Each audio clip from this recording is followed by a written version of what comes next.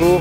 Aujourd'hui, je voudrais parler d'un passage de la Bible. Vous savez que c'est ma passion. Je voudrais vous parler d'un passage de la Bible qui est très court et qui, me semble-t-il, dit l'essentiel. Qui dit l'essentiel de ce que doit être la religion, de ce que doit représenter la foi, de comment doit se manifester l'amour de Dieu pour les hommes au travers des hommes, de comment doivent se comporter les gens qui prétendent être chrétiens. Alors bien évidemment, quand je dis comment doivent se comporter, je parle d'un projet et d'un chemin. Je ne parle pas de quelque chose qui serait instantané, puisque on le verra plus tard, la transformation, et vous êtes vous-même l'expérience de cela, vous êtes vous-même les témoins de cette expérience. La transformation de l'être ne se fait pas en un instant. Donc je veux parler de ce passage de la Bible qui se trouve dans un petit livre, ce qu'on appelle un petit prophète, c'est-à-dire, oui, c'est pas un très gros livre, c'est pas forcément très connu.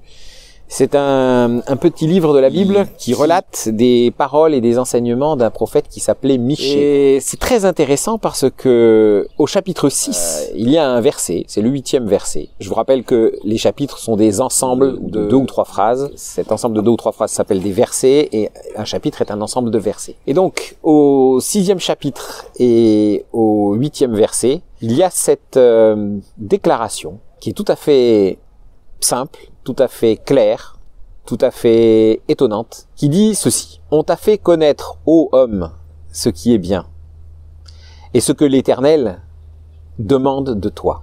C'est que tu pratiques la justice, que tu aimes la miséricorde, et que tu marches humblement devant ton Dieu.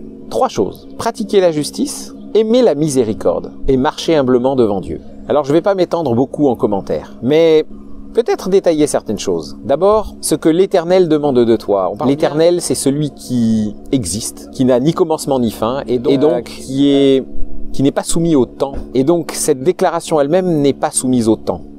Même si elle est adressée à l'homme, elle n'est pas soumise au temps. C'est-à-dire que c'est une déclaration qui est tout le temps valable. La deuxième chose, c'est que c'est une demande. Ce que l'Éternel demande de toi. Il pourrait dire ce que l'Éternel exige, ce que l'Éternel t'ordonne. Non, c'est ce que l'Éternel demande de toi. On t'a fait connaître, ô homme, ce qui est bien de toi. Donc ce que l'Éternel demande, c'est bien. C'est le bien. Et comment se manifeste ce bien? De 3 manières, selon ce petit texte. La première chose, c'est pratiquer la justice. Alors qu'est-ce que c'est que la justice? Il faut se dégager de la notion de justice terrestre, de justice légale, de justice pénale. Il s'agit là d'une autre sorte de justice. Et j'aurai l'occasion de revenir là-dessus. Le deuxième élément, c'est la miséricorde. Qu'est-ce que c'est que la miséricorde? La miséricorde, c'est aussi la magnanimité. C'est la bonté absolue. C'est-à-dire, c'est le pardon alors qu'on mérite pas de pardonner, que la personne ne mérite pas d'être pardonnée. C'est le pardon qui est dirigé envers quelqu'un qui ne le mérite pas. C'est passer par-dessus la faute, passer par-dessus l'offense, passer par-dessus l'insulte. Ça, c'est la miséricorde. La miséricorde, ça vient du mot entraille. C'est-à-dire que c'est quelque chose qui vient profondément du cœur. Et donc, du coup, aimer la miséricorde, c'est presque un pléonasme. C'est-à-dire que aimer, c'est rechercher, c'est adhérer, c'est s'associer, c'est s'allier, c'est vouloir, c'est désirer. C'est tout ça. Donc, aimer la miséricorde, c'est vraiment se focaliser. Et on se rend compte que c'est le centre des 3 demandes. Pratiquer la justice, aimer la miséricorde et marcher humblement avec Dieu. Et donc, ce aimer la miséricorde, il est au centre de la justice et au centre de marcher humblement avec Dieu. Or, marcher humblement devant Dieu, ça veut dire quoi? Ça veut dire être à son écoute. Ça veut dire faire taire un peu son orgueil. Alors, écouter, je veux juste revenir sur le terme écouter. Écouter, c'est entendre et obéir. Entendre et accomplir. Et donc, ce que l'Éternel demande, c'est que nous marchions humblement devant lui. C'est l'écouter, c'est-à-dire entendre et obéir, mais c'est aussi connaître sa place. L'humilité, dans la Bible, la notion d'humilité n'est pas l'humiliation. Il y a une très grande différence entre humilité et humiliation. L'humilité, c'est avoir conscience, prendre conscience, rechercher notre juste position.